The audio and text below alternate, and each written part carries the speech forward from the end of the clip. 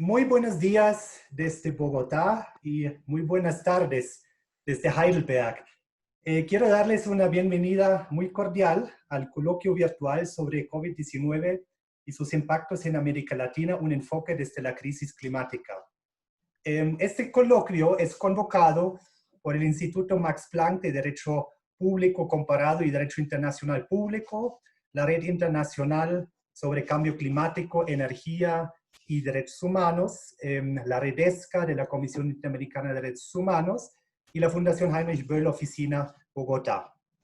El conversatorio, que se realiza en el marco del lanzamiento de nuestra última publicación, La emergencia sanitaria COVID-19 a la luz de la emergencia climática, retos y oportunidades, que es este libro, que además se encuentran en la página web de la Fundación Heinrich Böll de Colombia, tiene el objetivo de contribuir a un diálogo regional sobre los retos relacionados con la crisis sanitaria, climática y ambiental en las Américas y pretende brindar aportes para el fortalecimiento de un espacio de intercambio plural y abierto entre expertos y expertas, académicos, académicas y representantes de la sociedad civil dedicados a esta materia.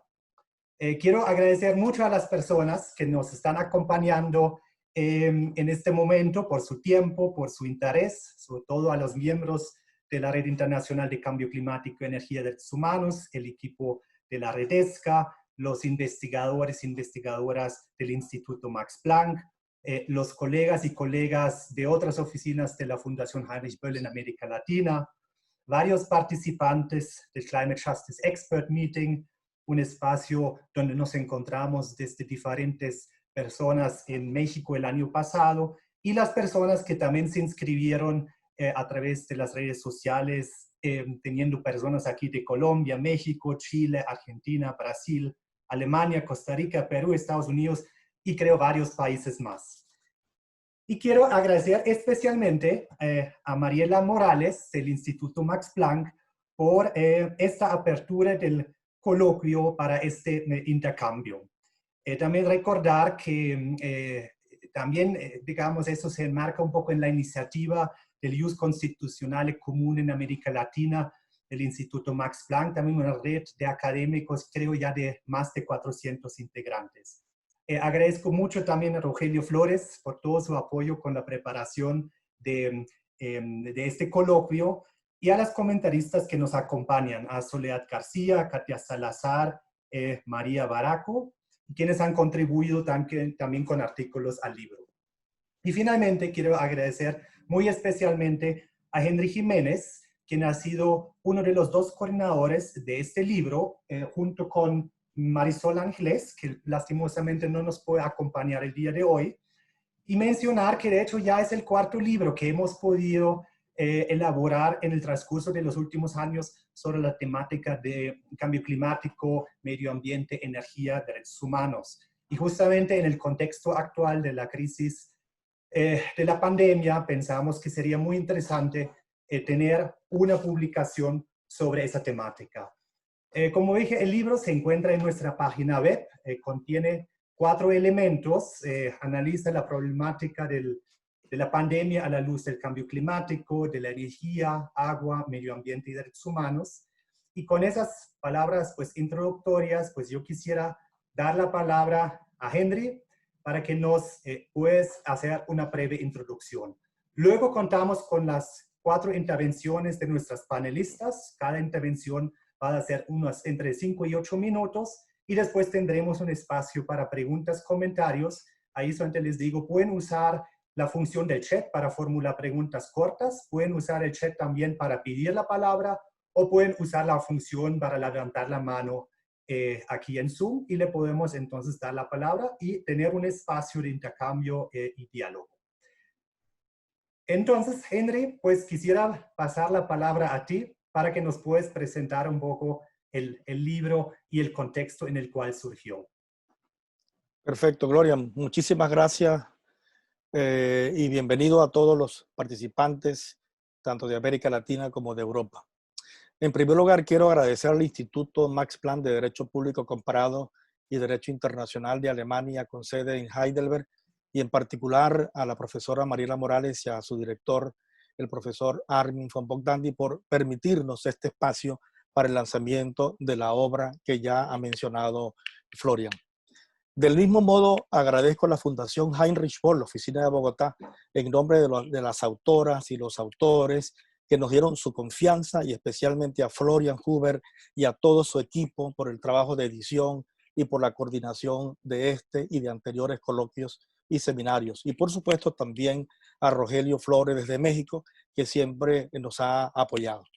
También agradecemos a Soledad García, relatora DESCA de la Convención Interamericana de Derechos Humanos, hogar este trabajo, así como a Katia Salazar de la Fundación para el Debido Proceso, quien preparó el prefacio, lo que demuestra la sintonía y el compromiso que tenemos todos con estos temas.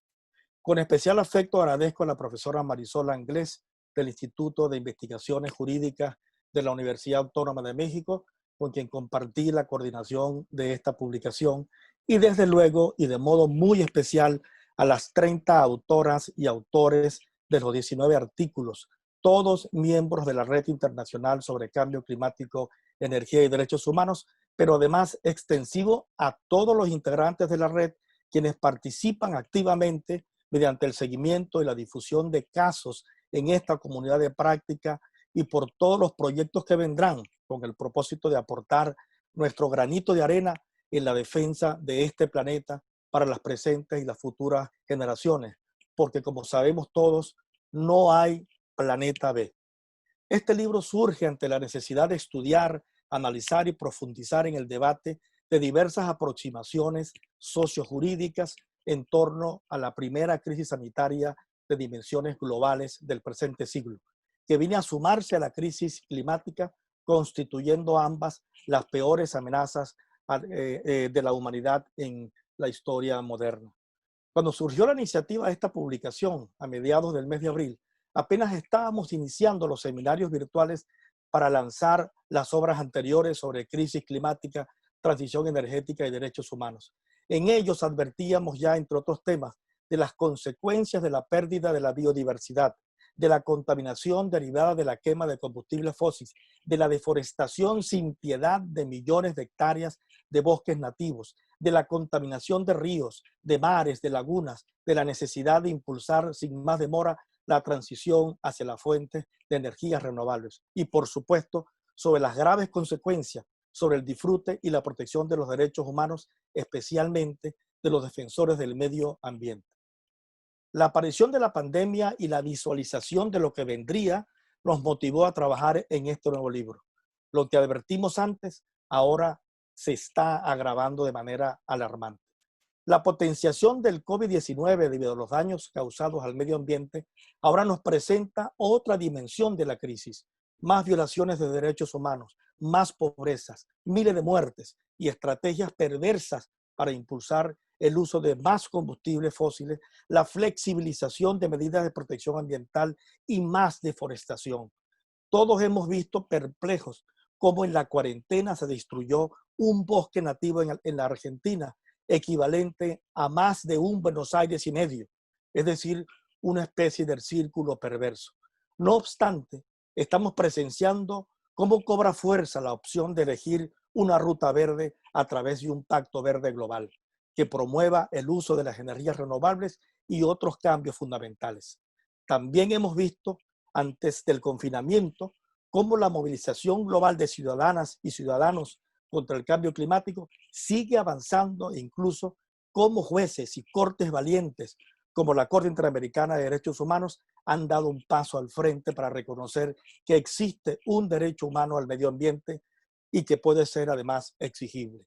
Más de 1.500 casos judiciales cursan en diferentes tribunales a nivel global, y muchos han sido ganados por ONGs en diferentes países.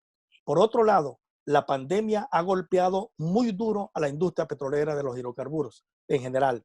Todos recordarán el lunes negro 20 de abril del 2020, quizás el punto de quiebre. Ese día, por primera vez, los comercializadores de crudo en los Estados Unidos pagaron a los compradores de petróleo hasta $40 por barril para que le quitaran de las manos el petróleo. Además, contribuyó a aumentar el riesgo de invertir en combustibles fósiles, tal como lo indican los coeficientes beta. Por otro lado, y según el más reciente informe de la Agencia Internacional de las Energías Renovables, los precios de los módulos solares fotovoltaicos han decrecido alrededor de un 80% desde finales de 2009, mientras que los precios de las turbinas eólicas entre un 30 y un 40%, con lo cual ya es más barato producir electricidad con fuentes renovables que con carbón, petróleo y gas natural. Lamentablemente, esta lucha por la defensa del planeta se ha polarizado, pero nuestra misión es permitir que podamos construir un gran movimiento, que podamos acercar a todos los académicos y todos los expertos para luchar de alguna manera por estabilizar el clima sobre el planeta. La nueva normalidad es para cambiar. La inmensa mayoría de los científicos así lo han advertido. Necesitamos cambios profundos o elegir daños incomparables con lo que ya estamos presenciando. Necesitamos que las nuevas tecnologías estén del lado de la ruta verde, que los jóvenes se activen, que los gobiernos que ya se han comprometido no den marcha atrás. Necesitamos que el liderazgo político comprenda la gravedad de esta crisis e impulse las transformaciones necesarias o que se haga a un lado para que otros asuman los desafíos presentes y futuros. Muchas gracias a todos y además agregar que Redesca ha sido también en estos tiempos un baluarte fundamental, una institución fundamental para hacer visible esta relación entre el cambio climático, la energía y los derechos humanos y las empresas, por supuesto, que están involucradas en todo esto. De modo que bienvenidos al coloquio una vez más y manos a la obra. Muchas gracias, Henry, por tus palabras introductorias. Y yo quisiera de una vez dar la palabra a la relatora especial sobre DESCA de la Comisión Interamericana de Derechos Humanos, a Soledad García. Muchas gracias, Soledad, por acompañarnos. Muchas gracias también por haber contribuido en nuestra última obra con el prólogo.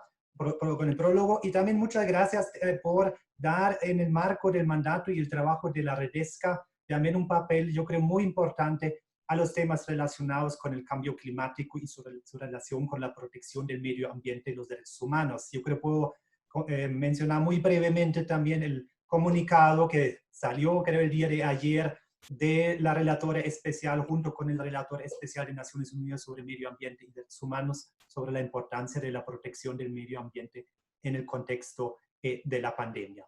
Entonces, Soledad, muchas gracias y pues tienes como unos 5 o 8 minutos para compartir también unas reflexiones tuyas sobre esta temática. Muchísimas gracias, Florian. Buenos días a todos, a todas, a todes allá desde donde nos acompañan en este coloquio. Una iniciativa que nos honra mucho desde Redesca, coorganizar y también participar en la misma, gracias al Instituto Max Planck. Quiero mandar un saludo muy especial a la profesora Mariela, como al profesor Abim Bongantin. Quiero también, obviamente, mandar un saludo muy especial a Henry Jiménez, al profesor que ha tenido junto con Florian también y la profesora Marisol Anglés la iniciativa de elaborar esta obra tan importante con participaciones tan relevantes y que me dieron además el inmenso honor de prologar junto con un prefacio también de Katia Salazar y de Daniel Cerqueira, también personas y una institución muy comprometida con la temática que hoy nos trae a este coloquio. Yo quisiera también aprovechar la oportunidad de saludarles a todos, a todas, a la RES, a la RISET, que también me parece un actor muy importante, muy prometedor para afianzar y consolidar las redes y los esfuerzos que necesitamos sumar en esta causa tan urgente como también postergada, ¿verdad? Que es la defensa del medio ambiente como un derecho humano, también el combate del cambio climático desde una perspectiva de derechos humanos, un empeño en el que efectivamente, como señalaba el profesor Henry, desde que la comisión me honró con ponerme a cargo de este mandato, hemos venido tratando de impulsar junto al equipo, y quiero también saludar a Daniel Noroña, que es parte del equipo especialista en medio ambiente y que también es uno de los autores del libro, porque venimos, como les digo, tratando de impulsar muy activamente en la agenda de la comisión, y por mandato de la comisión, del propio Plan Estratégico 2018-2021, en el cual, junto con la creación de la Redesca, se le encarga una serie de temáticas a desarrollar prioritarias, y una de ellas precisamente la que tiene que ver con la generación de estándares en materia de medio ambiente y especialmente en materia de cambio climático. Yo quisiera hacer una reflexión desde la indivisibilidad de los derechos humanos, que es el faro principal que mueve el mandato de la Redesca, que, como saben, es la segunda relatoría especial creada por la Comisión Interamericana de Derechos Humanos en toda su historia, con el objetivo principal de coadyuvar con sus esfuerzos de promover y proteger los derechos humanos en el continente desde esa mirada de indivisibilidad e interdependencia de los derechos humanos, y desde una mirada también más de protección y justiciabilidad directa de los DESCA en el sistema interamericano, donde obviamente no podía haber sido de otra manera, como siendo lamentablemente la región más desigual del planeta por muchas décadas, y aún lo es. La Comisión ha tenido en cuenta siempre el contexto de pobreza y desigualdad, que es la característica de nuestra región. Sin embargo, de un tiempo a esta parte ha decidido, y creo que eso también es una etapa histórica de evolución del sistema interamericano, apostar a la promoción y protección de los derechos humanos en su indivisibilidad e interdependencia. Específicamente quiero hacer énfasis en la relación que existe en la preservación del medio ambiente y el respeto a todos los derechos humanos, en particular también desde una mirada marcada en esta pandemia del COVID-19, que viene a desnudar muchas otras pandemias, entre otras la pandemia de la crisis ambiental y de la crisis climática. En ese sentido, bueno, la Redesca viene trabajando dentro de todas las áreas de atención de la Comisión y con mucha interseccionalidad, como no puede ser de otra manera, con todos los mandatos temáticos y de país a cargo de comisionados y comisionadas, como también con la Relatoría Especial para la Libertad de Expresión. Y ustedes saben que a partir de la declaración de la pandemia, la Comisión ha sido un órgano, como también la Corte, muy activo de protección y promoción de derechos humanos, y como cabe, ¿verdad?, ser como el órgano principal y hemisférico de promoción y protección de derechos humanos, en reaccionar para procurar que en el centro de las medidas que se toman en los estados estén los derechos humanos. En ese sentido, creó, al poco de declararse la pandemia, una sala especial de atención y respuesta coordinada y oportuna, la SACROI COVID-19. La Relatoría Especial forma parte de esa SACROI COVID-19.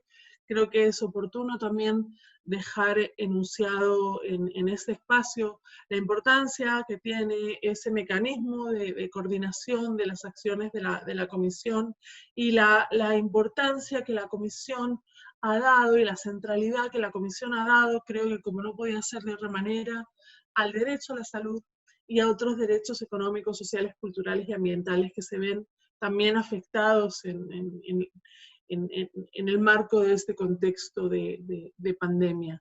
En ese sentido, desde la Redesca hemos trabajado muy activamente en todos los mecanismos de la Comisión, y con particular ahí con dos resoluciones que también quiero mencionar en esta ocasión, porque desde esa perspectiva de indivisibilidad también hacen al tema que nos ocupa. Una, la resolución 1/2020 sobre pandemia y derechos humanos en las Américas, y otra, la resolución 4/2020, la cual ciertamente la Redesca ha tenido una participación central por estar en el centro, valga la redundancia, el derecho a la salud y otros derechos económicos, sociales, culturales y ambientales.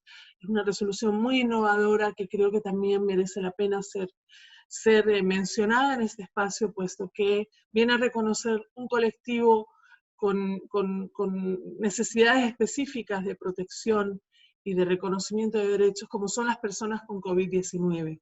Y en ese sentido también la resolución 4-2020 se hace eco del enfoque multidisciplinario, integral e interseccional que requiere el abordaje de esta pandemia.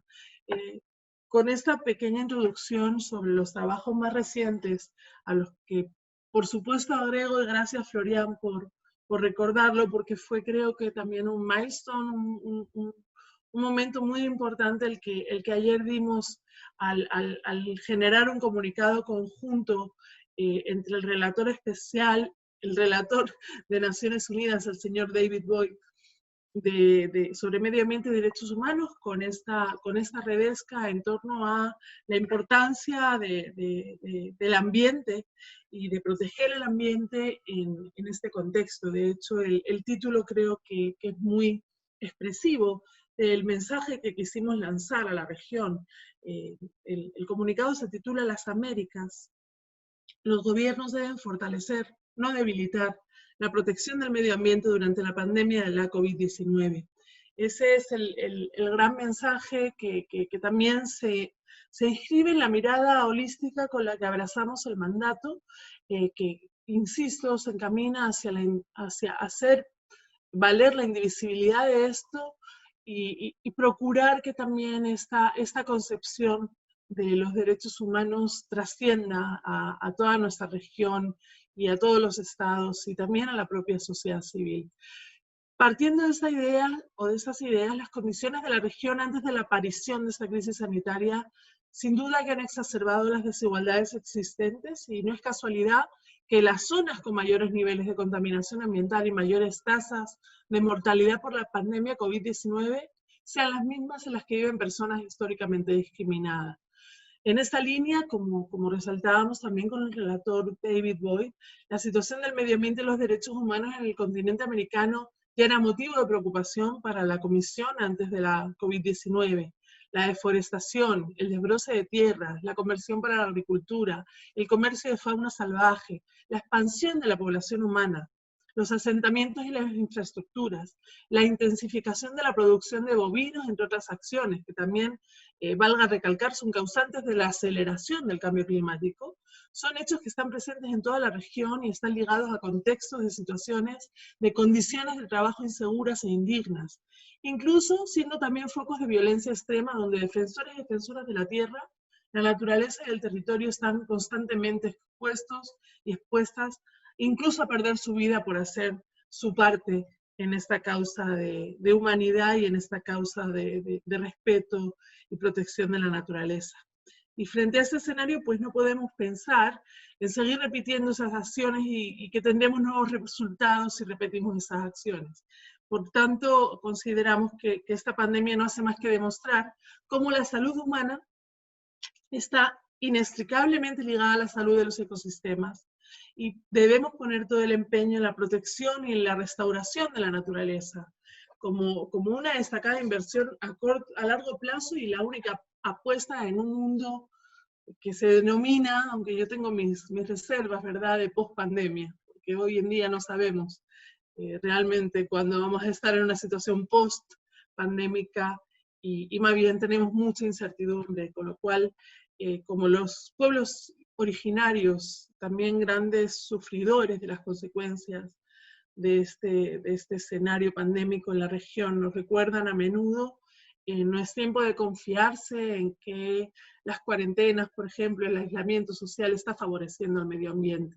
Es más bien tiempo de apostar a la protección del ambiente, a la protección de la Pachamama, en la propia protección de la salud humana por esa interconexión que también ha destacado el sistema interamericano, muy especialmente, ¿verdad?, a nivel normativo en el artículo 11 del Protocolo de San Salvador, también la Carta Democrática Interamericana en el preámbulo que establece que un medio ambiente sano es indispensable para el desarrollo integral del ser humano, con su artículo 15, por supuesto la Declaración Americana sobre Derechos de los Pueblos Indígenas de 2016, en su artículo 19, la Carta Social de las Américas, y tenemos también, obviamente, que referirnos muy brevemente, porque imagino que me queda poco tiempo, querido Florian, si no lo he consumido ya. Sí, ok, creo ya consumiste el tiempo, pero te damos un minuto más, Bueno, para cerrar muchísimas la gracias. El idea. tiempo vuela realmente.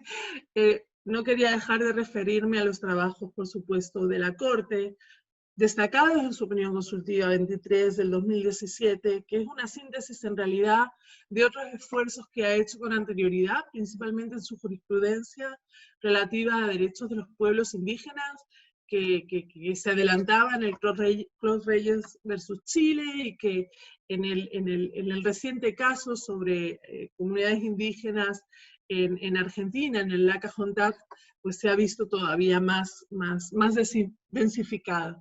Y también, para terminar, los trabajos de la comisión en esta materia, tanto por vía de medidas cautelares, en este sentido también muy relacionadas con la protección de los derechos de los pueblos originarios, y más recientemente con la creación de la Redesca, con la protección a través de la acción cautelar de la comisión, del derecho a la salud en acciones que pueden involucrar el derecho al agua, como son las medidas cautelares del río Mesapa en Honduras, o las relativas al río Santiago en México.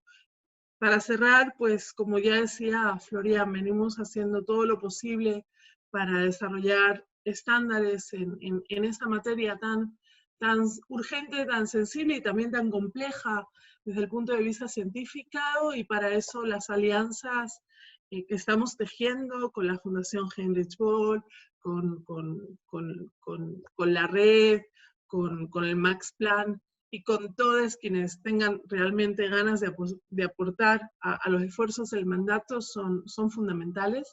Así que quiero cerrar con ese mensaje de que vamos a seguir empeñados en avanzar con esta agenda cuanto antes en el marco de la Comisión para todo el sistema interamericano. Muchas gracias.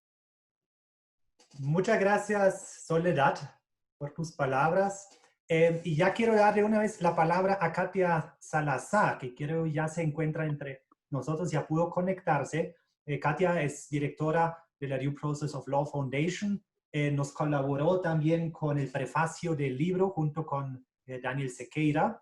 Y yo quería Katia, que tú nos compartes también algunas reflexiones sobre el papel de la ciudadanía, su participación, sus esfuerzos también en términos de litigio climático, y qué se puede hacer desde los sectores de la sociedad civil frente a la crisis climática y ahora también en el contexto de la pandemia.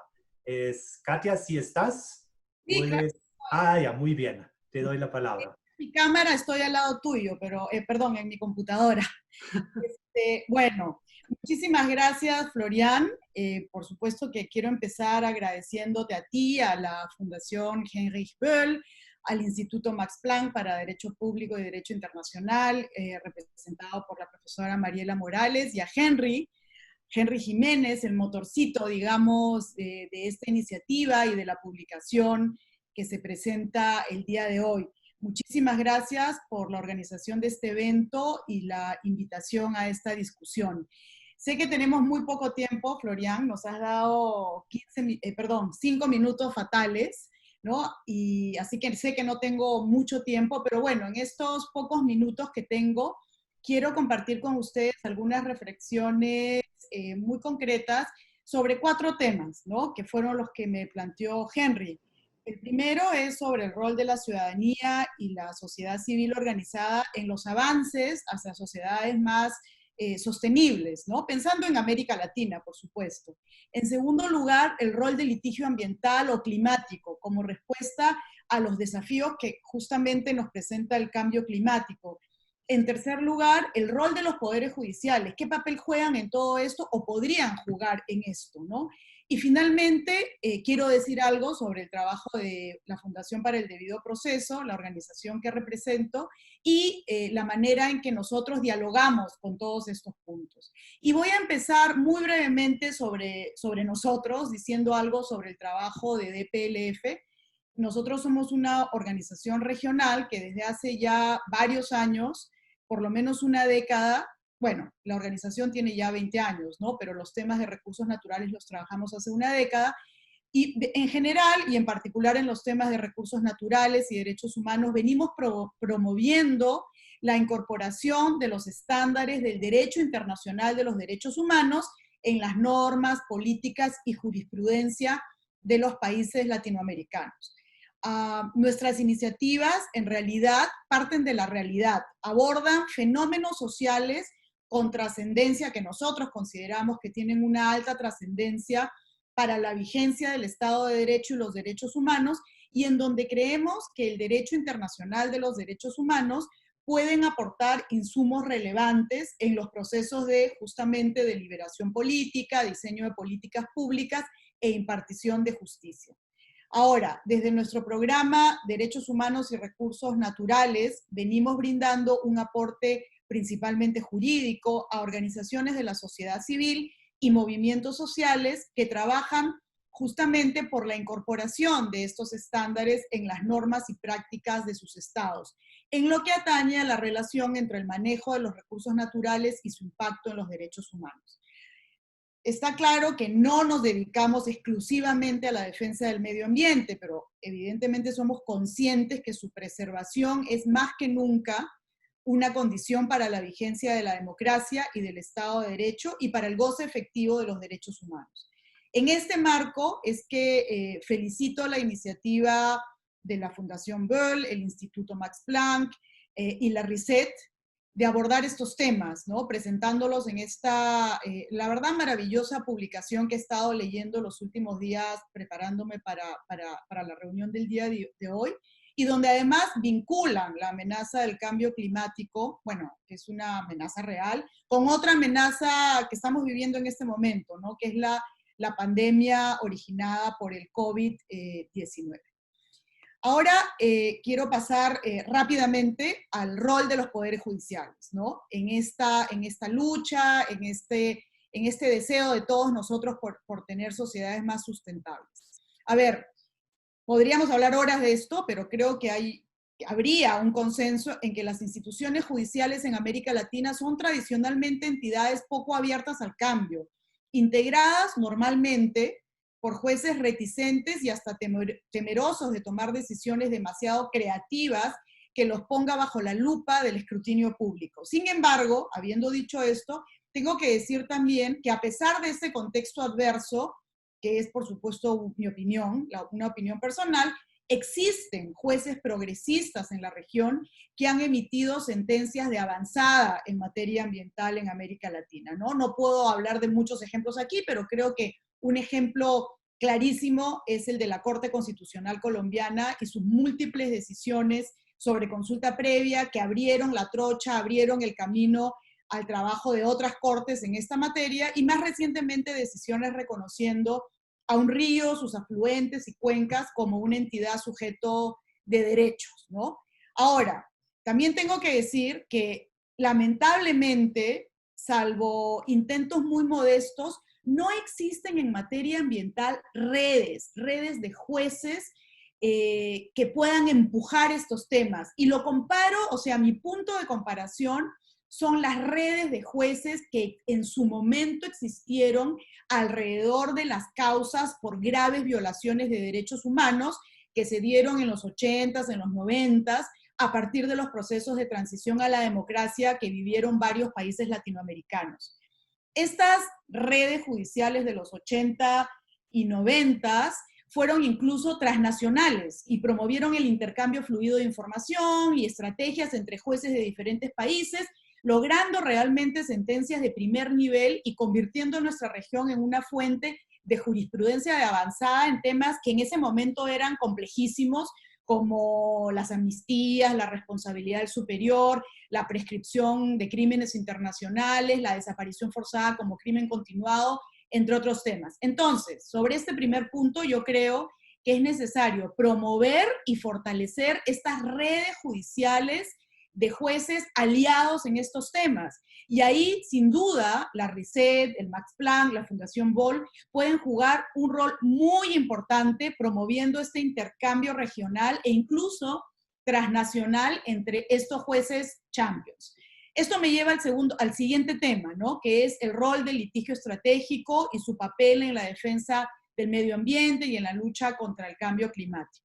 A ver, leyendo el libro, y en especial, bueno, los diversos artículos que Henry ha escrito sobre el tema, pues sí, o sea, como dicen los colegas mexicanos, me cayó el 20, ¿no? Nos damos cuenta que el litigio ambiental ha sido fundamentalísimo para los avances que se han dado y que se siguen dando en Europa en esta materia. Y por supuesto, tenemos que promover el litigio estratégico ambiental en América Latina, pero a la vez tenemos que ser conscientes que las decisiones judiciales en nuestra región, por más progresistas que sean, son solo un elemento en el cambio social, un elemento mediano en el cambio social. Siempre, pero sobre todo en el tema ambiental, es necesario que estas decisiones judiciales dialoguen, jueguen en pared con otros, con las acciones de otros actores estatales y que se expresen en políticas públicas. Solamente, digamos, luchar por tener buenas decisiones judiciales, yo creo que puede ser un error en América Latina, por todo lo que ya sabemos, el contexto, en fin, ¿no? No hay tiempo para entrar en eso. Y aquí también creo que la Fundación Böll y la Red y el Max Planck podrían tener un rol muy importante. A ver, yo creo que como fundación política, me imagino que la Fundación Böll podría pensar en que lo natural podría ser fortalecer dentro de los partidos políticos actores sensibles en estos temas. Lamentablemente hay una crisis de partidos políticos en América Latina, por lo que esta idea no creo que pueda ser muy exitosa.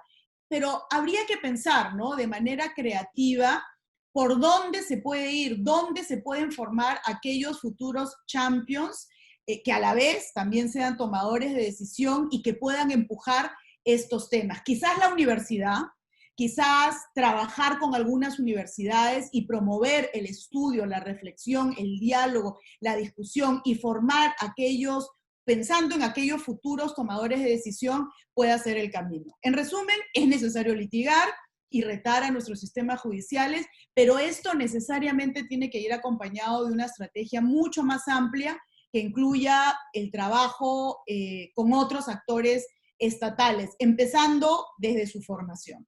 Y finalmente, y creo que solo me queda un minuto, sobre el rol de la ciudadanía y de la sociedad civil. A ver, ahí también podríamos hablar mucho, pero quiero compartir un par de ideas. Una es que lo cierto es que durante la última década ha habido un acercamiento muy importante entre dos circuitos que por años caminaron en caminos paralelos, pero que no se cruzaban. El circuito de las organizaciones defensoras del medio ambiente y el circuito de las organizaciones tradicionales de derechos humanos y de defensa, digamos, del Estado de Derecho.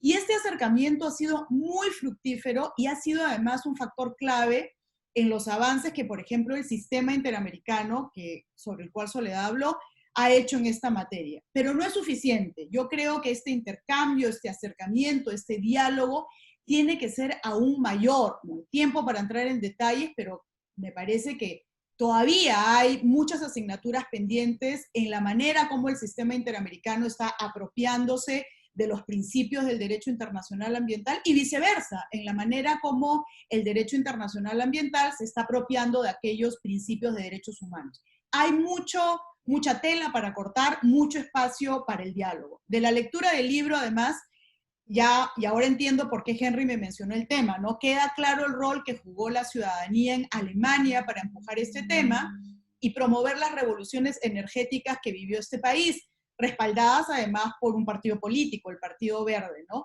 En países como los nuestros, con necesidades básicas aún no satisfechas, sin duda es más difícil posicionar estos temas, pero no imposible, con creatividad, alianzas entre diferentes circuitos y la identificación y trabajo conjunto con futuros tomadores de decisión o con actuales tomadores de decisión, yo creo que este sueño es posible. Y esta necesidad... Gracias, Katia, se te pasó el tiempo. Si puedes cerrar la idea. Cierro.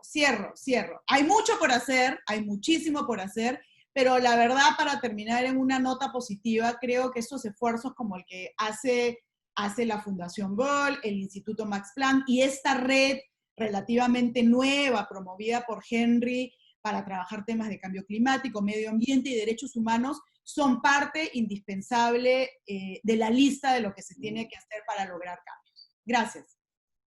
Muchas gracias, Katia. Y quiero dar ahora la palabra a María Baraco y luego a María Morales, porque creo también muy interesante escuchar de ustedes desde la perspectiva de pronto de la academia, cuál es el papel también del sistema interamericano y, digamos, la implementación de los derechos al acceso a la información, la participación, acceso a la justicia. Entonces, María, también quiero darte la palabra, también recordar que en principio tienes 5 minutos, si es un poquito más, pues tampoco va a ser el problema. Bueno, en primer lugar, quería felicitar a Henry, a Marisol y a Florian por haber coordinado la publicación de este libro, que realmente es muy importante poder contar con estas publicaciones en momentos de tanta crisis, y también agradecer la invitación de participar en este panel, agradecer al Instituto Max Planck.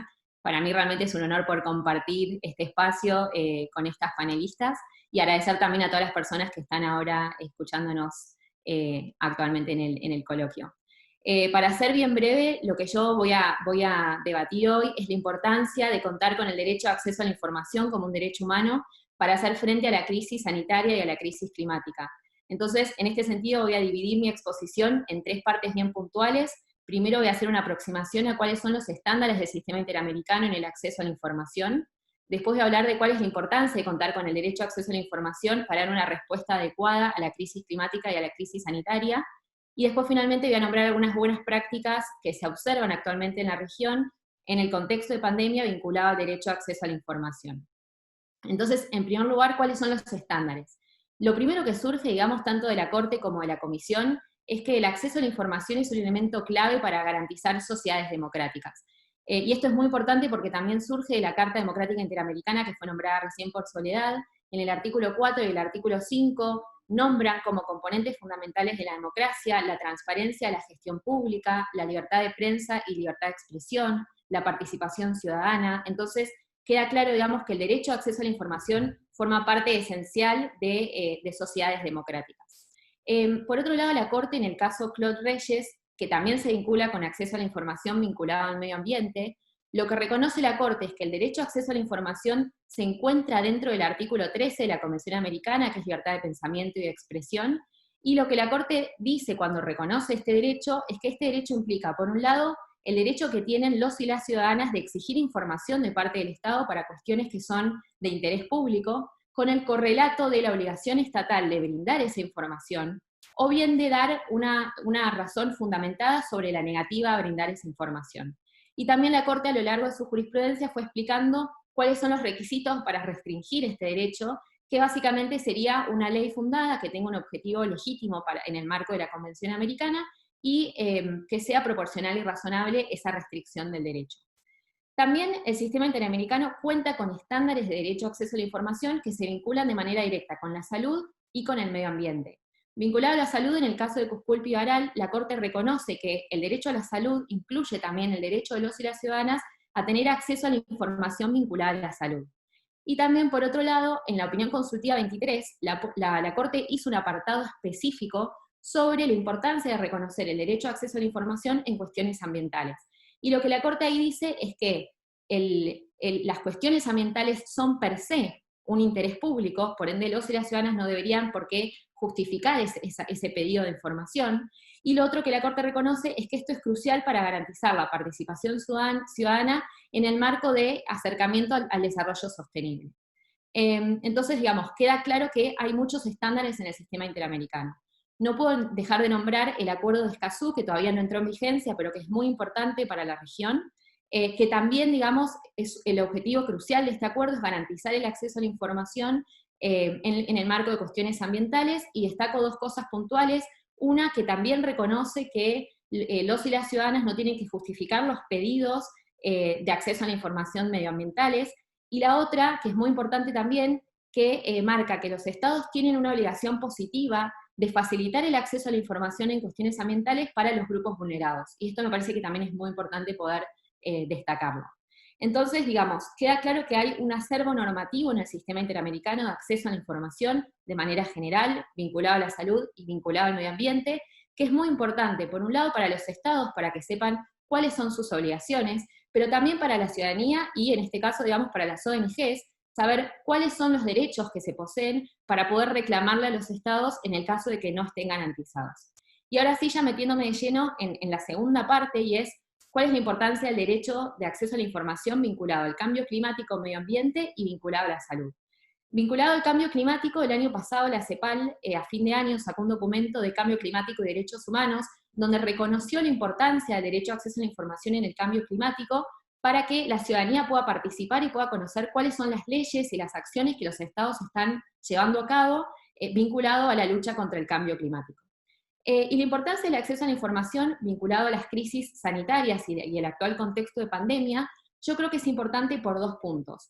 Por un lado, es importante para garantizar el derecho a la salud y a la vida. Recién Soledad nombraba la resolución 1/20 de la Comisión, en donde ahí la Comisión de manera directa dice que los estados tienen que garantizar el derecho de acceso a la información, sobre todo respecto a los temas vinculados a la crisis sanitaria y a la pandemia. La Corte también resaltó esto en su declaración sobre derechos humanos en el marco de la pandemia y dijo que es importante que los estados den información veraz y clara y brinden acceso a Internet para los y las ciudadanas en este contexto de crisis. Y esto es claro porque la ciudadanía necesita saber cuál es la enfermedad, cómo combatirla, qué hay que hacer para no contraerla, qué hacer en caso de contraerla. Entonces, es crucial que los estados garanticen en este marco el acceso a la información adecuada para garantizar el derecho a la vida y a la salud. Pero también es importante, en otro aspecto, digamos, y es que no dejamos de estar en contextos de emergencia, en donde muchos derechos están suspendidos o restringidos. Entonces es importante seguir garantizando la información en estos contextos, para que nosotros podamos saber si nuestros derechos están siendo bien restringidos o bien suspendidos, y en caso de que así no sea, poder actuar al respecto. Paso rápido, digamos, a la tercera parte, que es buenas prácticas. Estas buenas prácticas surgen de los boletines que emitió la Comisión Interamericana en el marco de la SACROI COVID, que fue creada como mecanismo específico en este contexto, y ahí hay varios ejemplos sobre buenas prácticas en la región de acceso a la información. Voy a nombrar solamente dos que son muy similares, una en Argentina, y es que se emitió una resolución que implica que no se pueden suspender los plazos para los pedidos de acceso a la información pública en este contexto de crisis, y muy similar, en junio de este año en El Salvador, la Corte Suprema también declaró como ilegítimo el decreto que suspendía el derecho a acceso a la información.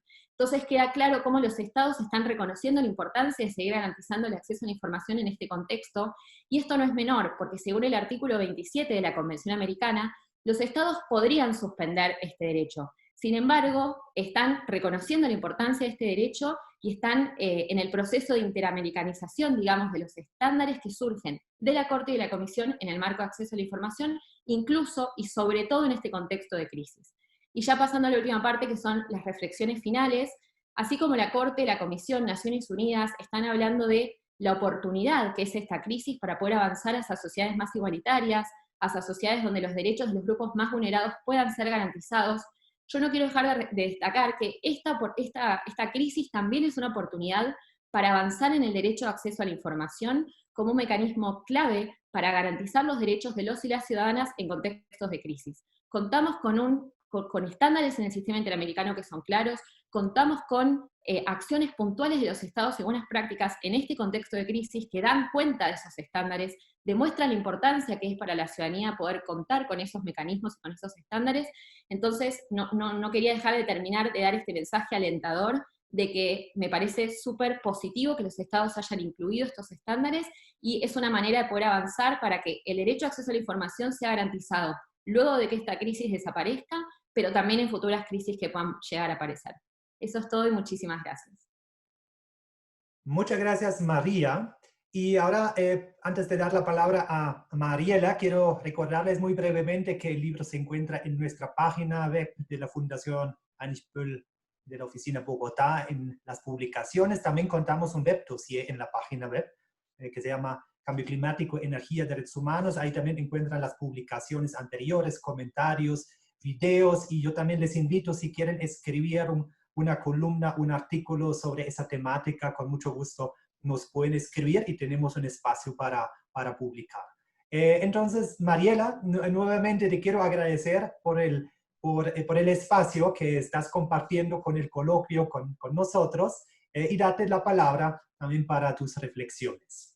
Y les recuerdo, pueden formular preguntas en el chat, pueden pedir la palabra en el chat o pueden levantar la mano. y después podemos tener un intercambio o podemos responder preguntas. Mariela, por favor. Mi primera palabra es de gratitud para la Redesca de la Comisión Interamericana, para la Red Reset, para la Fundación Heinrich Böll y la Fundación Debido Proceso por cooperar para hacer posible este encuentro. En realidad las personas son también sus instituciones, así que gracias a Soledad, a Henry, a Florian, a Katia y a María por construir este espacio de debate y especialmente por atender el impacto del COVID-19 y la crisis climática.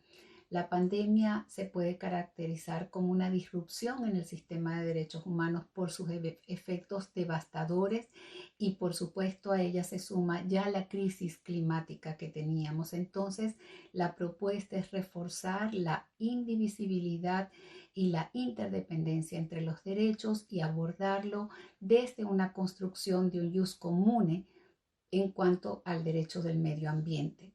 Ya desde el año 2019, Michelle Bachelet había apuntado que la crisis climática representaba un impacto sobre los derechos humanos, particularmente sobre el derecho a la vida, a la salud, a la alimentación, al agua y a la vivienda. Y unas semanas más tarde, ya la Organización Mundial de la Salud tuvo que ocuparse del tema de la pandemia. Comenzó diciendo que había que tomar medidas frente al brote del COVID-19 y primero era una emergencia de salud pública de importancia internacional, pero ya luego lo declaró como pandemia en marzo del 2020. Y esta pandemia, al igual que el cambio climático, afecta de manera directa el goce de los derechos humanos. Y por supuesto afecta a los grupos vulnerables y marginados. Estos efectos negativos en las garantías de los derechos implican que a nivel global debemos reforzar el enfoque centrado en los derechos humanos. Y tenemos que insistir que son universales, indivisibles, interdependientes, que se relacionan y refuerzan entre sí. Y por eso necesitamos construir sociedades resilientes, inclusivas, justas y pacíficas. Y así lo declaró en julio del 2020 la Asamblea General de Naciones Unidas con ocasión del 75 aniversario de la propia organización. Por eso es propicio repensar y reevaluar estos principios de indivisibilidad e interdependencia a la luz de estos desafíos emergentes para la vigencia efectiva de todos los derechos. Y ello implica, por una parte, un ejercicio de dogmática jurídica para una reinterpretación, por la otra, un enfoque innovador, multidisciplinario, que realmente contribuye a comprender el alcance de estas crisis, su impacto multinivel y sobre todo lo multifacéticas que representan en la vida de las y los ciudadanos. Y como decía, principalmente de las personas en grupos en situación de vulnerabilidad. Ya lo dijo Antonio Guterres en relación al COVID, que la pandemia no discrimina, pero sus impactos sí. Y entonces estamos en un momento histórico donde la normativa de los tiempos de normalidad no es suficiente. Tenemos que someterle escrutinio, como dice Milano.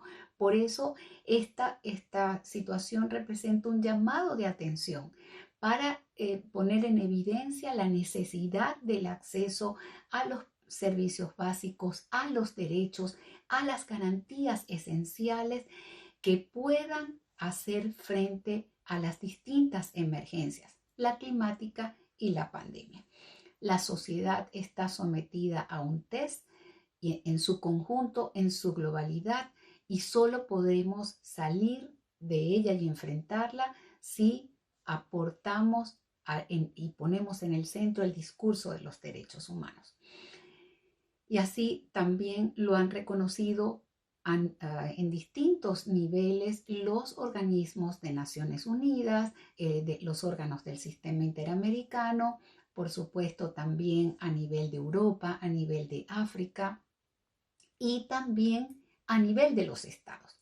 esta coyuntura exige que los estados adopten respuestas conforme a la crisis con el lenguaje de derechos humanos. Entonces, mi aporte es discutir con ustedes la sentencia La Cajonat, dictada por la Corte Interamericana en este año 2020 y que representa un hito por sus implicaciones, porque era antes de la pandemia, pero todo su contenido en cuanto al derecho al medio ambiente, al agua, a la alimentación, es absolutamente novedoso, especialmente en alusión a los pueblos indígenas.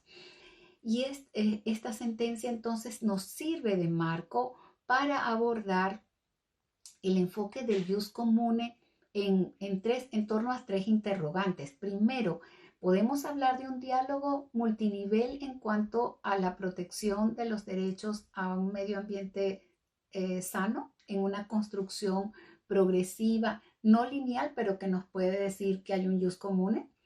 En segundo lugar, ¿pueden las decisiones judiciales incidir en los déficits estructurales para poder avanzar en este jus comune? Y en tercer lugar, ¿qué desafíos nos dejan las crisis climática y del COVID para la academia? Entonces, en el primer punto, afirmo que hay un jus comune en construcción del derecho al medio ambiente y este se construye justamente en un diálogo multinivel. Y la sentencia La Cajonat es la que me sirve como referencia. ¿Por qué? Porque en esta sentencia de la Asociación La Cajonat contra Argentina, la Corte reconoce la responsabilidad del Estado por la violación al derecho a un medio ambiente sano, a una alimentación adecuada, al acceso al agua, a participar en la vida cultural. Y esto lo hace en diálogo con las observaciones generales del Comité DESC de Naciones Unidas.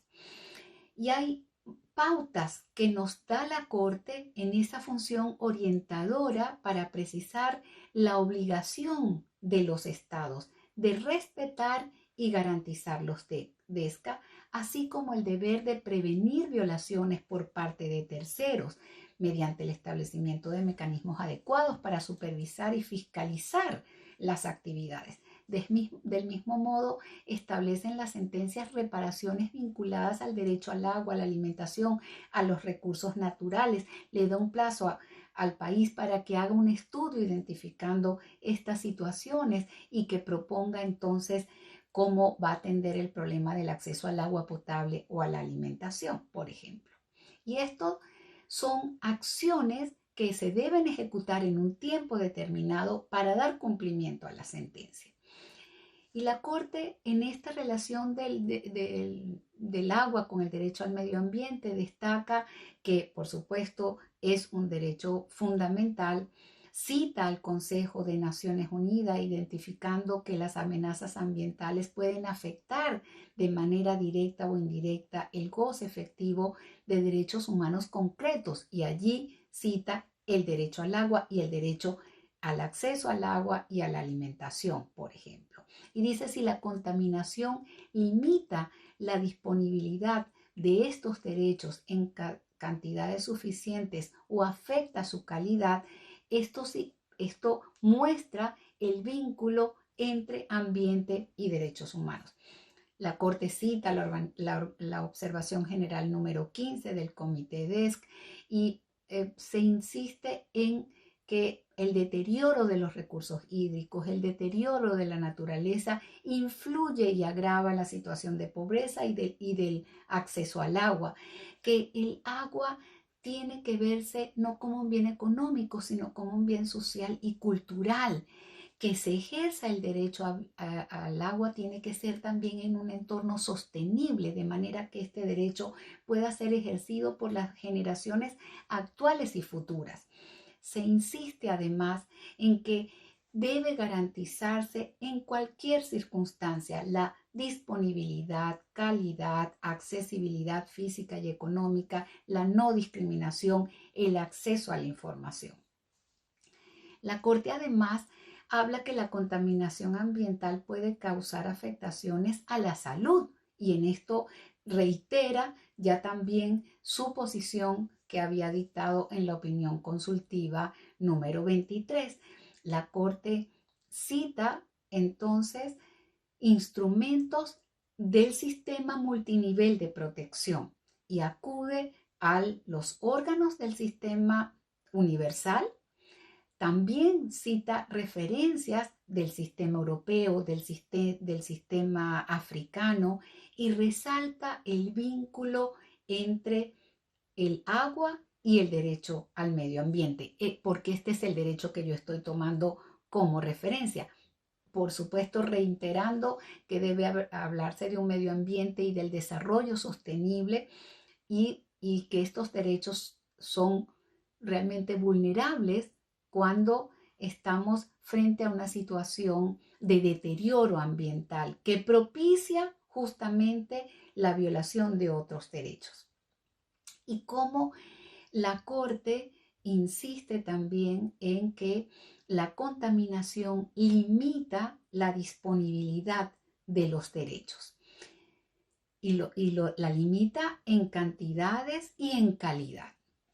La Corte dialoga con el Tribunal Europeo de Derechos Humanos y allí hay una rica jurisprudencia, muchísimos casos donde la Corte Europea, el Tribunal Europeo de Derechos Humanos, ha destacado que lo que intoxica el ambiente, lo que genera daños ambientales, afecta a los ciudadanos y puede invocarse entonces como una violación.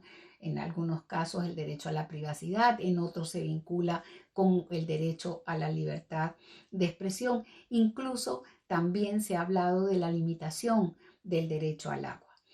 En la Comisión Africana, en el caso Serac contra Nigeria, decidió que la contaminación de las fuentes de agua potable por agentes estatales o no estatales constituía una violación del artículo 16 para ellos, que es el derecho a la salud, y del artículo 24 en cuanto a un derecho a un medio ambiente satisfactorio.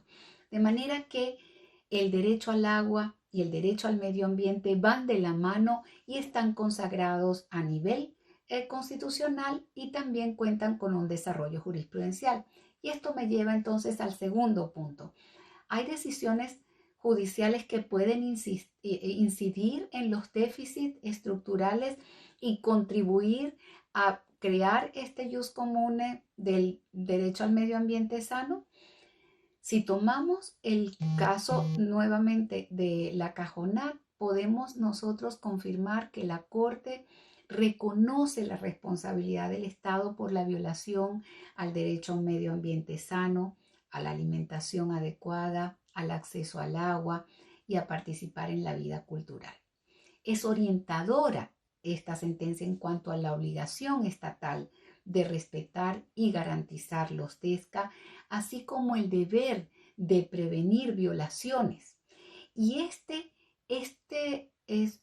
alcance que otorga la Corte en su interpretación, ejerciendo su mandato transformador, también en las órdenes de reparación, están trascendiendo el caso concreto y están implicando un jus comune, unos estándares comunes que tienen una irradiación en los otros estados que forman parte del sistema. ¿Y por qué es clave esta determinación de los estándares? Porque justamente la Corte orienta con estos parámetros universales, regionales comparados, cómo debe interpretarse ese jus comune del derecho al medio ambiente sano. Encontramos jurisprudencia muy valiosa en la Corte Constitucional de Colombia, por ejemplo, en cuanto al acceso al derecho al agua y el derecho al agua de los marginados. Pero en el marco de la pandemia encontramos decisiones de un juez de distrito de Buenos Aires, por ejemplo, que ordenó preparar un plan de contingencia para que se estableciera un calendario detallado para el suministro de agua potable a las comunidades que no tenían acceso. En Brasil, lo mismo, una sentencia dictada por un juez de primera instancia obligó en Sao Paulo a que se favorecieran a las personas que viven en las favelas. Y esto estas decisiones se basan en los derechos constitucionales, en una interpretación del derecho a la salud, a la vida digna, a la vivienda. Y por eso es que las decisiones de los jueces pueden impactar en problemas estructurales. Y ya se decía al principio de la pandemia que si no había acceso al derecho al agua, no podía cumplirse con el mecanismo fundamental de la higiene para poder hacerle frente a la pandemia.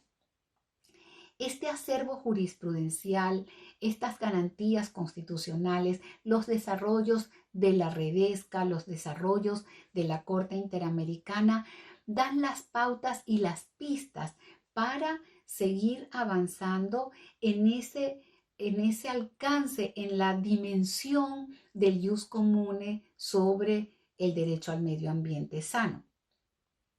Y por supuesto, es fundamental que haya la identificación de realmente de las buenas prácticas que también se sumen para ir dando paso al llamado proceso de interamericanización. Y esto significa que dichos estándares se vayan adoptando en todos los países que forman parte del sistema interamericano y por eso van consolidando el ius comune a través de estas decisiones concretas que se complementan con todo el litigio climático y hacen un mapa no solamente de los déficits, de las buenas prácticas y de los resultados e impactos positivos.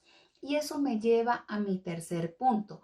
La crisis climática y el COVID-19 nos imponen retos a la academia. Pues la respuesta es sí. Para América Latina es fundamental repotenciar los principios de indivisibilidad e interdependencia de los derechos, superar la fragmentación y que haya un diálogo y una mayor transversalidad de los derechos humanos para enfrentar la crisis climática y el COVID, interpretando, por supuesto, la Convención como un instrumento vivo. La Corte ha sentado ya estándares. La academia, podríamos decir que hay voces críticas, que algunos autores aluden al problema de la suficiencia y dicen el discurso de los derechos humanos per se no es una herramienta suficiente porque no puede combatir el aumento de la desigualdad. Eso, por ejemplo, Moyn argumenta que se necesitan transformaciones realmente del sistema socioeconómico. Otros autores que se pueden inscribir en esta crítica que llaman de la inflación de derechos, como Clement, dicen estos derechos proclamados que no tengan un impacto real no tienen sentido, o sea, no hay una contribución importante de parte de los derechos humanos, y otros alegan que esta construcción es muy eurocéntrica y que no puede aplicarse realmente a otras realidades con desigualdades más estructurales. Pero en cambio hay autores como Mila Ferstek, que compila trabajos de sentencias nacionales y que por la vía de esa interpretación que hacen los jueces de sus constituciones nacionales promueven igualdad y generan otros impactos.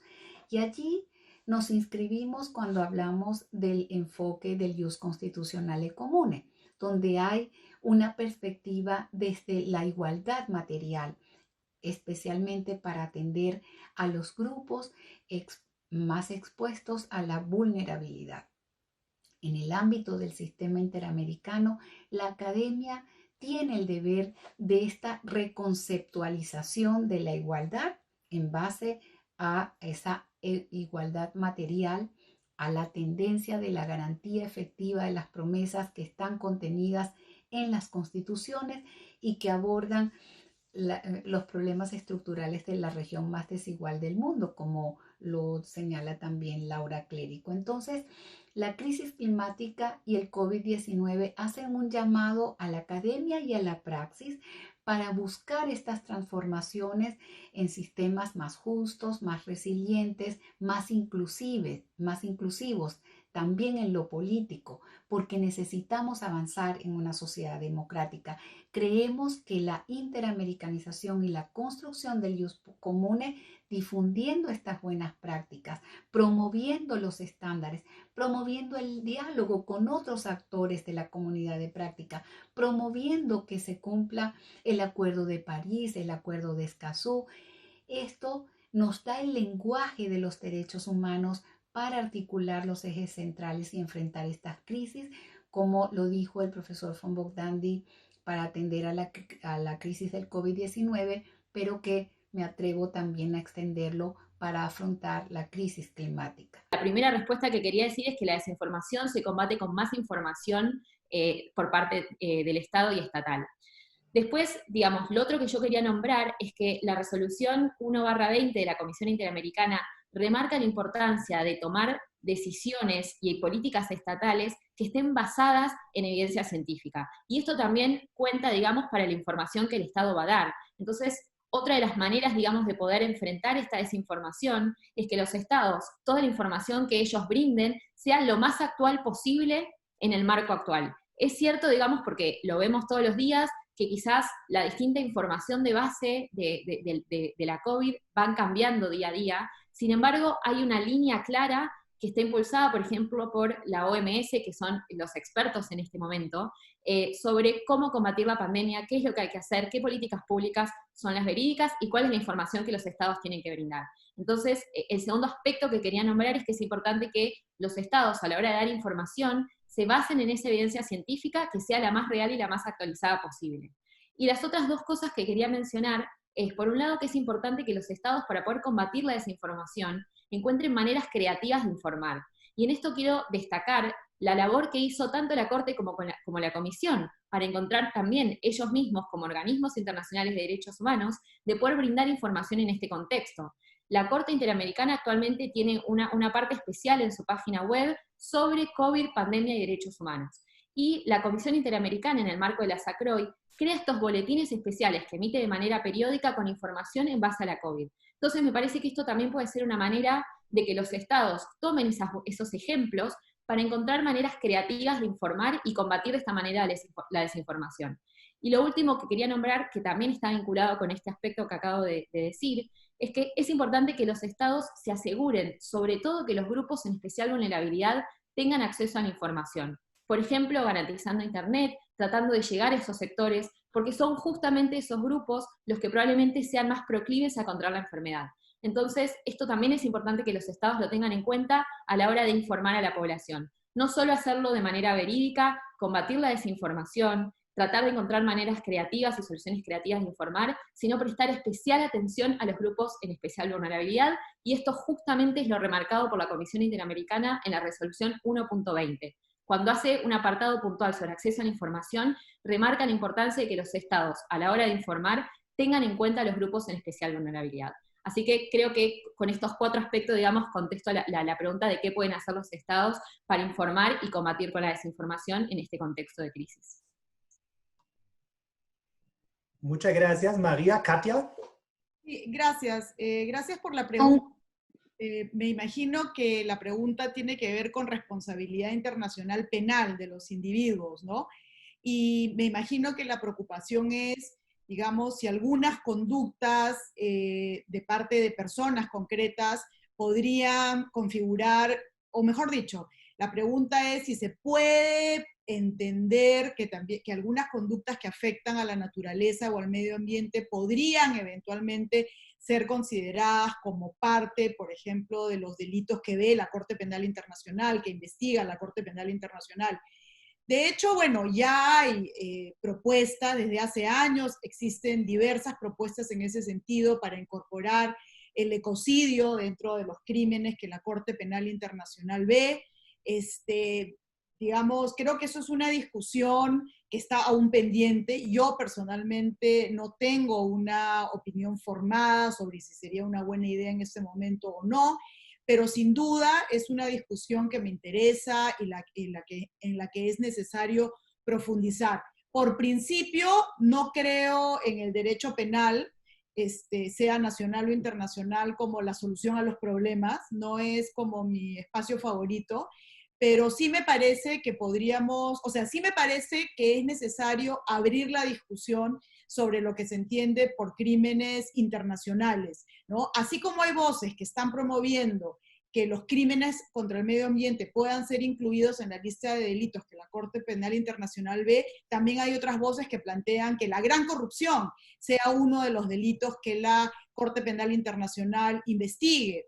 En relación a este segundo tema, han habido algunos avances y retrocesos. La Corte ha dicho de manera formal e informal que no, o sea, que en ese momento eso no es parte de su mandato, pero a la vez, a través de diferentes expresiones formales e informales, me parece que la Corte Penal Internacional se ha ido abriendo a la posibilidad de tomar en cuenta, por ejemplo, los contextos de gran corrupción como un elemento para definir la gravedad o no de los hechos que investiga. En esa lógica, ese podría ser también un camino más corto, mediano, o para empezar la discusión. No pedirle a la Corte que incluya el ecocidio como un delito bajo su mandato, pero de pronto evaluar la posibilidad de usarlo como contexto para evaluar la gravedad de ciertos delitos, en fin. O sea, sin duda es un tema sensible, es un tema candente sobre el cual estoy totalmente de acuerdo, hay que profundizar la discusión. Muchas gracias, Katia. Y quiero también leer dos preguntas y luego dar la palabra a Alberto, que tiene también una pregunta. Tenemos una primera pregunta de Osvaldo Martínez para Mariela. Y Mariela te pregunta, ¿ante quién debe acudir una comunidad para que le garanticen el derecho al agua potable? Y si esos casos de América y de Europa apoyarían la solicitud del agua ante un caso hipotético en Colombia. Te comento a Osvaldo, él es de Colombia, entonces la pregunta viene aquí de Colombia. Y la segunda pregunta es para Katia y para María, y nos pregunta Álvaro Sargot, ¿existe una crisis civilizadora y no una crisis climática o una pandemia nada más? Dice, creo que aún seguimos viendo la situación de manera fragmentada, los diversos derechos humanos involucrados. ¿Cómo enfrentar una crisis civilizadora entonces?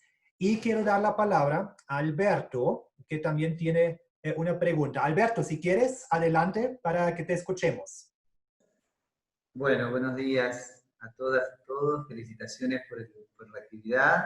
Felicitaciones a todos los que han expuesto. Yo soy Alberto Moreira de la Universidad Nacional de Mar del Plata y bueno, me he sumado hace poquito a la red, así que estamos constantemente chateando. Sí, yo quería un poco poner en contexto lo que pregunté a las dos expositoras y a las respuestas de las dos expositoras, porque hay un esfuerzo, digamos, por que el Estado intenta evitar la desinformación a su población, pero muchas veces son los propios actores estatales los que están brindando información. Y claramente lo vemos en el caso de Brasil, en el caso de Estados Unidos, incluso cuando hablamos de la OMS vemos que Estados Unidos se ha retirado de la OMS, ya no es parte, no solo no financia, sino no es parte. Entonces, la pregunta conectada con lo de Katia es hasta dónde nosotros podríamos ver cómo la desinformación por parte de agentes estatales o de líderes o de presidentes puede generar una responsabilidad, justamente porque el acceso a la información tiene que ser un acceso a la información confiable. Y con relación a lo que decía Katia, coincido absolutamente que no se puede ampliar la competencia de la Corte Penal Internacional porque habría que hacer una modificación del tratado, pero sí la perspectiva del contexto un contexto ambiental o un contexto de falta de acceso a la información como una perspectiva para tomar el caso e investigar el caso. Un poco esa era la contextualización que quería dar, porque a veces veo que el sistema interamericano, como está planteado, naturalmente, responsabilidad del Estado, no puede atender a lo que está pasando en la región, que en realidad vemos violaciones de los derechos humanos a partir de los propios jefes de Estado, o negando la situación, o dando información falsa, o proponiendo medicaciones que no están avaladas. Esa es una preocupación realmente regional. Muchas gracias, Alberto. Aquí nos pregunta también Alberto Mario Mendoza, si existen otras vías para combatir la problemática del cambio climático aparte de la jurídica. ¿Y qué puede hacer el ciudadano común para ser gestor de cambio ante esa problemática en tiempos de pandemia?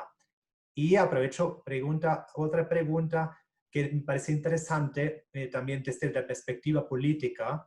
La normalización de los estados de excepción en el marco de la pandemia COVID-19 ha llevado a un fortalecimiento del hiperpresidencialismo en contexto mundial y de América Latina. Uno de los principales problemas que se derivan de esto es el desconocimiento de la realidad del cambio climático por parte de nuestros gobernantes. ¿Qué mecanismos de presión se pueden ejercer desde las ciudadanías para contrarrestar esto? Y hay una última pregunta para Katia. Dice, doctora Katia, al calificar las quemas de las reservas naturales y teniendo en cuenta que un gobierno no implementa medidas de protección y mitigación de estas terribles acciones, eso podría ser objeto de estudio de la Corte. Pues debido al COVID-19, estas quemas se han incrementado como consecuencia del seguimiento de las políticas medioambientales. Esas son, creo, todas las preguntas que hemos recibido. Creo aquí no veo que haya más personas levantando la mano. Entonces quiero darles la palabra para una ronda de respuestas, empezando de pronto con María. Doy la palabra a María para que puedas responder las preguntas que te formularon. Bueno, voy a ser muy breve porque ya no queda mucho tiempo, pero voy a responder básicamente 2 preguntas que me parecía importante destacar que no fueron todavía contestadas. Una es, bueno, ¿qué otras vías hay, digamos, para combatir estas crisis más allá de la vía jurídica o de la vía judicial? La realidad es que cuando llega la vía judicial, llega tarde, porque quiere decir que hubo una violación previa. Entonces creo que es importante, digamos, que seamos todos y todas conscientes de que hay mucho por hacer previo para no tener que llegar a esa instancia. Y creo que son muchas las vías, recién como Mariela mencionaba, todos y todas podemos, digamos, hacer algo para poder avanzar en combatir estas crisis. Desde involucrarse, participar, justamente este espacio de diálogo es un ejemplo muy importante de algo que podemos hacer todos y todas para poder informarnos, estar involucrados en estos temas.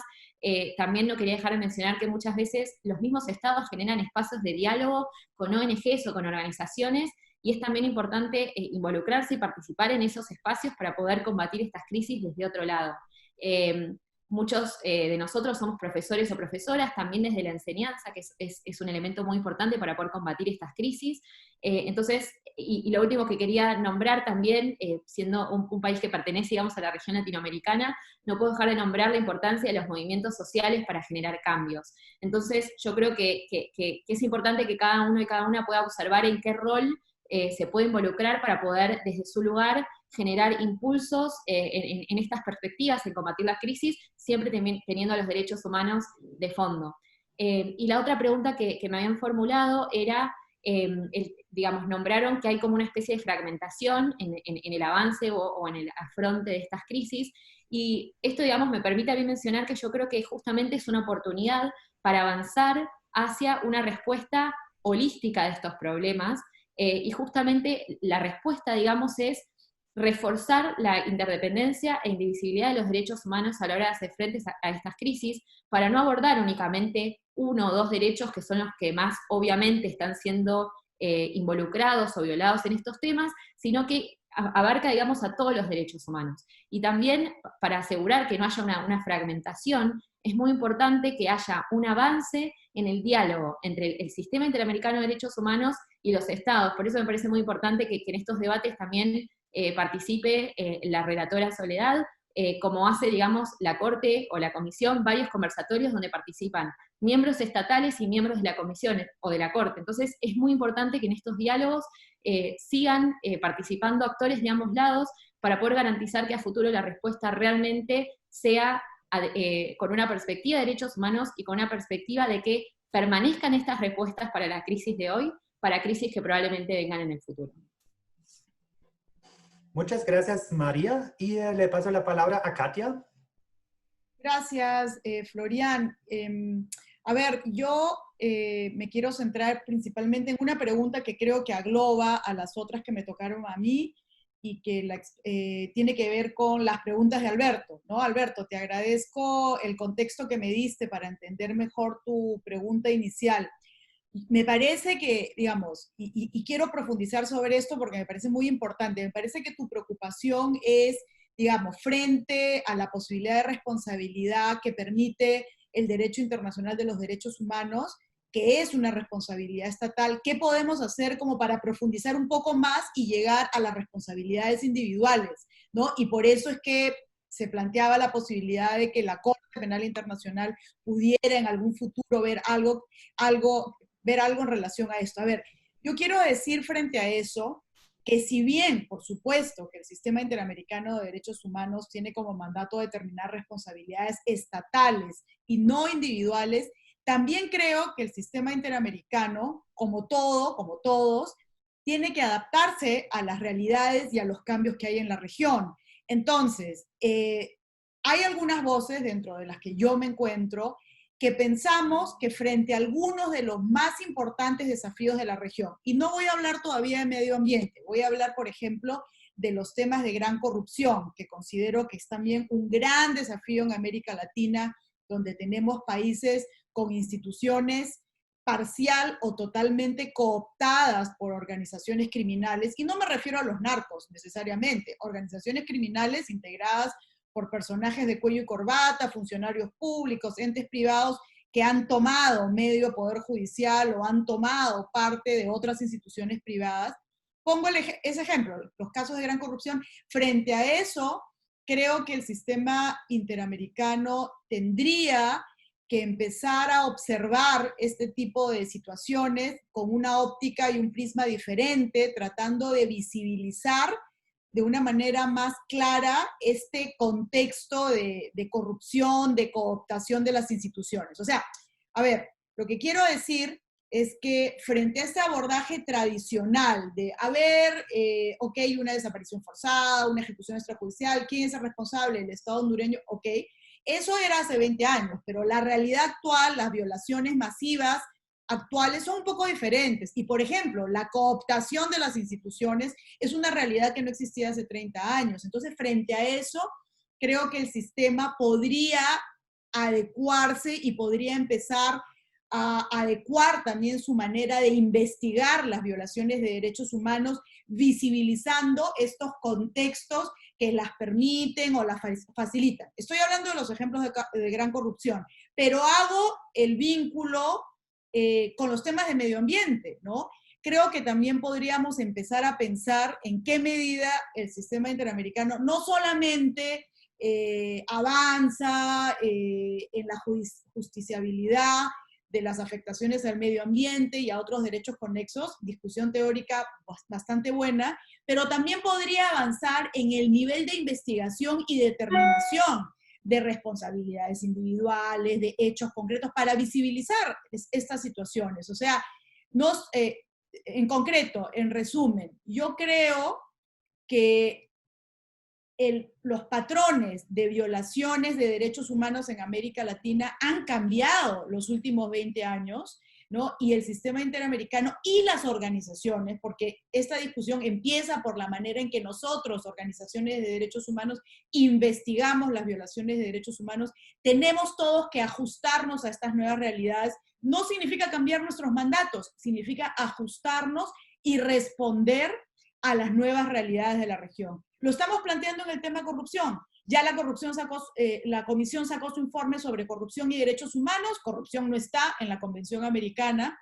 Sin embargo, la Comisión ya se dio cuenta que los contextos de corrupción facilitan, determinan, promueven las violaciones de derechos humanos, ¿no? Y está, o sea, si uno lee en detalle ese informe, este informe puede implicar cambios muy importantes en la manera en que se investiga y se analizan las violaciones de derechos humanos. Pensemos en algo similar también para los temas de medio ambiente, o sea, ajustar los instrumentos del sistema a las nuevas realidades, sin necesidad de pensar pues en el otro paso que es la responsabilidad penal individual, que claro, es también un camino paralelo, pero distinto. Muchas gracias, Katia. Y para ir cerrando, quisiera hacer 2 comentarios y luego dar la palabra a Soledad y a Henry para terminar. Yo quiero compartir un comentario de Ricardo Domínguez de Colombia, que plantea, digamos, que era más como una pregunta, es también un comentario, una alerta, y que dice qué hacer para conservar nuestro derecho al agua, que por proyectos mineros amenaza el acceso al recurso hídrico, destruyendo todo un ecosistema de páramo que provee agua a más de 2 millones de personas. El gobierno desconoce todos los aportes científicos y corrobora que sí afectarían las cuencas hídricas. Aquí hago la aclaración que ese es un caso muy conocido en este momento en Colombia, el caso del páramo de Santurbán, donde un proyecto, digamos, una mina de oro, pues puede afectar el acceso al agua de los habitantes de la ciudad de Bucaramanga y de los alrededores. Y, digamos, yo lo planteo, digamos, también para Soledad y para Henry, para de pronto pueden conocer el caso, porque quiero comentarles también una propuesta, es como nosotros en Colombia con el Business Human Rights Resource Center y la Fundación Heinrich Böll hemos iniciado un proceso de encuentros y talleres, consultas sobre el papel del sistema interamericano frente a la protección del cambio climático y el medio ambiente. Pues queremos hacer una serie de encuentros y talleres nacionales, pero en noviembre también hacer un encuentro nacional, internacional o regional. Y creo que sería muy interesante contar con la participación de ustedes, con los integrantes de la RISET, con universidades, con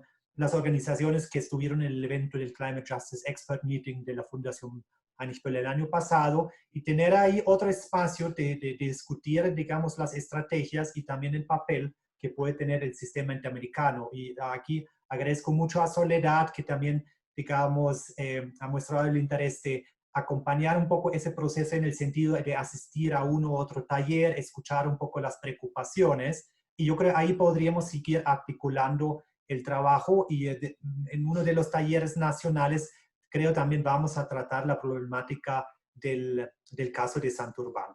Pero digamos, con eso quiero dar la palabra a Soledad para unas reflexiones finales y luego a Henry para cerrar el coloquio. Entonces, Soledad, si nos compartes algunas ideas finales.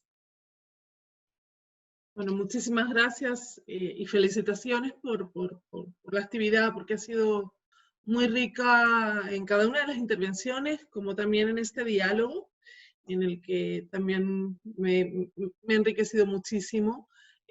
Me pone muy contenta ese comentario de Alberto Moreira sobre que en el día de ayer el Senado argentino dio media sanción a la ley formal de ratificación del convenio de Escazú, porque ciertamente, como señalaba María, es un tratado fundamental para la región, y yo diría que también en términos globales, ¿verdad? Pone un centro en el acceso a la información, como en la protección de líderes y lideresas del medio ambiente, sumamente importante, y de hecho en el comunicado conjunto al que me refería ayer, lanzamos con el relator sobre medio ambiente de Naciones Unidas, hacemos un especial énfasis en este tratado, por más que aún no haya entrado en vigor, y aunque no sea del sistema interamericano, en la lógica del principio pro persona y pro natura del artículo 29 de la Convención, sin duda que será de gran importancia también para el sistema que este tratado entre en vigor. Yo quisiera sumar algunos puntos de información, porque creo que todas las preguntas sumamente profundas e interesantes fueron sobradamente atendidas por las y los panelistas. La Relatoría Especial de Libertad de Expresión está próxima a finalizar una guía sobre acceso a la información en materia ambiental, y también desde la Redesca hemos aportado a esta guía desde la perspectiva de indivisibilidad e interdependencia de los derechos humanos, que es precisamente el faro que ilumina la Redesca desde que nos dimos a la tarea de construir su agenda estratégica. Como primera relatora también a veces sentí que quizá era una agenda demasiado amplia, demasiado holística, y ahora, afortunadamente y lamentablemente también, porque es en el marco de esta pandemia, compruebo que no hay otra forma de entrarle a la protección efectiva de los derechos humanos y de los DESCA que desde esa dimensión de indivisibilidad, de interdependencia, de interseccionalidad, por supuesto de género o géneros y diversidades, por supuesto de una perspectiva anticorrupción que también está explícitamente mencionada en nuestra agenda estratégica, y por supuesto desde una perspectiva de interdisciplinariedad, como de progresividad y no regresividad, hablando de DESCA. Y yo quisiera aportar también como dato de interés y como otro de los actores que me parece tenemos que considerar necesariamente en cuanto a los impactos en los derechos humanos y en el medio ambiente, que son las empresas. Y justamente desde el mandato, pues también a principios de año publicamos el primer informe temático de la Comisión y así del sistema en materia de empresas y derechos humanos, que precisamente tiene un capítulo dedicado a la cuestión del cambio climático en relación con las actividades empresariales. Entonces también ponérselo a su disposición y al estudio de esta red tan importante, porque creo que, como mencionaban el informe de corrupción y derechos humanos, este informe sobre empresas y derechos humanos también abre nuevos horizontes muy necesarios para nuestro sistema y para nuestra región. Finalmente estamos también por lanzar una campaña, como anticipamos en el informe 2019, el informe anual de la Redesca, que precisamente adoptó como título ese eslogan que venía de México y después se instaló también en el marco del estallido social chileno, que es hasta que la dignidad se haga costumbre. Y en ese informe también pues anunciamos que nos proponemos llevar adelante una campaña sobre indivisibilidad de los derechos humanos, poniendo precisamente en el centro el derecho a la salud y otros DESCA, y creo que eso también, junto con todo lo que queda por hacer, como bien decía Katia, porque el camino de la mirada y la protección de los DESCA como derechos en sí, no por vías interconexas con los civiles y políticos, es relativamente reciente, pues hace mucha falta también, y la Comisión, desde que crea el SACROI COVID-19 y desde los primeros comunicados de prensa, que incluso fueron conjuntos con su Redesca, viene poniendo en el centro, como no puede ser de otra forma, la salud, otros DESCA, entre ellos el derecho humano al agua. Y creo que es muy importante este énfasis que le pone Mariela al derecho humano al agua. Desde también la Redesca venimos impulsando algunas acciones, están las resoluciones de la Comisión, preparamos un comunicado de prensa también al respecto, y para las personas que preguntaban, les sugeriría la lectura de un par de medidas cautelares más recientes. Son las de los consumidores del río Mesapa, en Honduras, y también la otorgada a favor de habitantes del río Santiago, en el estado de Jalisco, de México, donde el derecho humano al agua está involucrado. Y agradecerles muchísimo y felicitarles nuevamente y desearles que estén muy bien en todos los países que se encuentran, y especialmente pues al equipo de panelistas de lujo con el que me han dado la oportunidad de compartir este encuentro tan precioso. Gracias. Muchas gracias, y quiero darle a Henry la palabra para el cierre.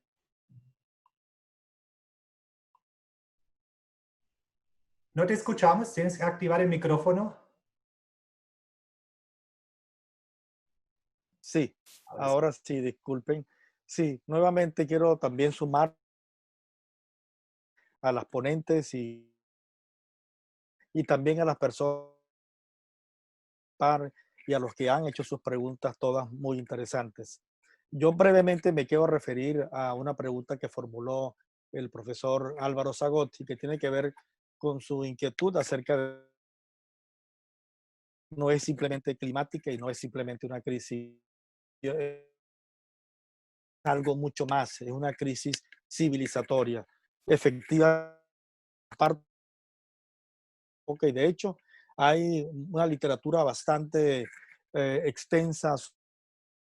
En otra oportunidad podemos, pero sí hay un portillo sobre la gran transición y muchos estudios del Instituto de Ambiente que igualmente la gran transición global, así como CEPAL también ha hecho, por cierto, una traducción al español de obras. Y ciertamente estamos frente a un cambio profundo que necesitamos Claramente esto no es de un día para otro. Un global que está en marcha, que está en proceso. De hecho, la revolución industrial produjo una gran transformación en la forma de producir los bienes, estilo de vida de sociedad, de pasar de una sociedad a una sociedad que ponía ahora de vida, incluso gracias a la revolución industrial impulsada por el carbón, impulsada por el petróleo e impulsada posterior en estos 150 años aproximadamente también por el gas natural, nos dieron muchas cosas. Claro que sí, nos dieron salud, nos dieron carreteras, nos dieron automóviles, nos dieron... Pero, ¿qué ha pasado? Lo que ha pasado es que las grandes emisiones, los millones de toneladas de emisiones de gases contaminantes que estos tres elementos, estos tres energéticos nos han ofrecido para cambiar nuestra vida, para mejorar nuestra vida, han terminado desestabilizando completamente el sistema climático e incluso poniendo en riesgo prácticamente todo lo logrado en estos 150 años está ahora en riesgo de desmoronarse. El sistema de salud o la inmunidad colectiva, por ejemplo, está completamente decaída a nivel mundial porque la gente llega a enfrentar la COVID y muchos de ellos llegan ya enfermos por muchas enfermedades que tienen que ver también con el tema de la contaminación.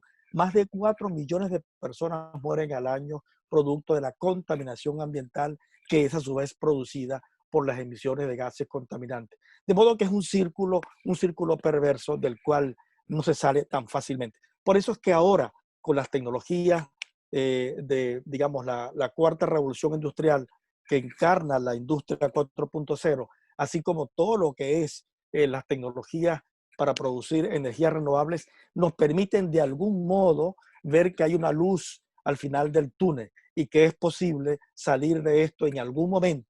Claro que no se puede dar una fecha. Nosotros tenemos un trabajo que estamos tratando de concluir, que lo hemos titulado La COVID-19 y la crisis climática como catalizadores de la gran transición global. Porque vemos que en las anteriores pandemias globales, la de la Edad Media y la mal llamada y la pandemia mal llamada de la gripe española, fueron capaces de hacer nos llevó de algún modo a un sistema económico muy diferente, superando una situación muy precaria anterior. Y la segunda nos llevó a muchos beneficios. Y ahora esta nos debe conducir a una sociedad sostenible desde el punto de vista ambiental. Pero bueno, es un tema bastante complejo que yo los invito, por favor, a todos los que quieran seguir en esto, sumarse, no solamente por el tema que acabo de comentar, sino todos los temas que hemos discutido hoy y muchos otros. Yo les hago un llamado a los que quieran sumarse a la Red Internacional de Cambio Climático y Derechos Humanos, que lo hagan. Voluntariamente pueden escribirnos un email y nosotros con muchísimo gusto los vamos a recibir con los brazos abiertos porque tenemos mucho trabajo que hacer. Estamos trabajando muy de la mano con la Fundación Heinrich Böll, a quien por supuesto agradecemos nuevamente todo el apoyo, también con la Redesca sabemos el esfuerzo grande que hace Soledad con todo su equipo y queremos estar siempre al lado de ella y siempre al lado de su equipo y siempre al lado del sistema interamericano porque el esfuerzo que hacen por cambiar las cosas es enorme. Y queremos sumarnos, queremos estar allí. Ya somos más de 400 los fundadores de la red, pero activos cada día más de 70 profesores, científicos, expertos, y con muchas ganas y con mucho ánimo y con mucho compromiso. Y también queremos trabajar, por supuesto, con el Instituto Max Planck en la forma en que sea, por supuesto, posible, desde el punto de vista académico, y también con otras redes en Latinoamérica, que hay muchas también incluso en estas mismas líneas, pero entiendo que cada una también tiene su propio estilo, su propio perfil.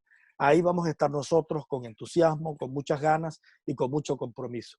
Finalmente, agradecerles a todos haber participado en este evento e invitarlos para otros que vamos a seguir haciendo con motivo del lanzamiento de esta obra. Muchas gracias a todos y bienvenidos para la próxima actividad.